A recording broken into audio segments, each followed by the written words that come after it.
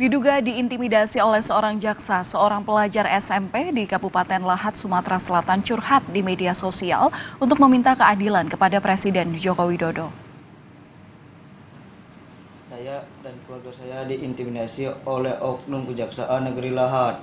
Orang tua saya pernah diminta datang ke jaksa. Dalam video itu, MA menyampaikan bahwa dirinya telah diintimidasi oleh seorang oknum jaksa dari Kejari, Kabupaten Lahat, Sumatera Selatan berinisial S. MA juga bilang jika dirinya adalah korban pengeroyokan seorang pria berusia 40 tahunan berinisial HN dan anaknya yang berinisial JW. Namun berkas perkara yang ia laporkan dikembalikan lagi ke polisi karena dugaan kurangnya alat bukti. MA pun dalam curhatannya meminta pertolongan kepada Presiden Jokowi. Sementara itu menurut Aspidum Kejati Sumsel, pelajar SMP berinisial MA itu salah menafsirkan penjelasan dari jaksa berinisial S tersebut.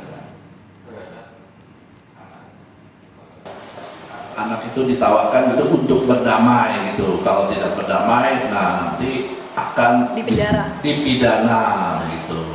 Nah ini mungkin namanya anak-anak ini persepsi yang keliru karena di undang-undang sistem peradilan anak ini tadi dikenal diversi. Diversi itu seperti perdamaian.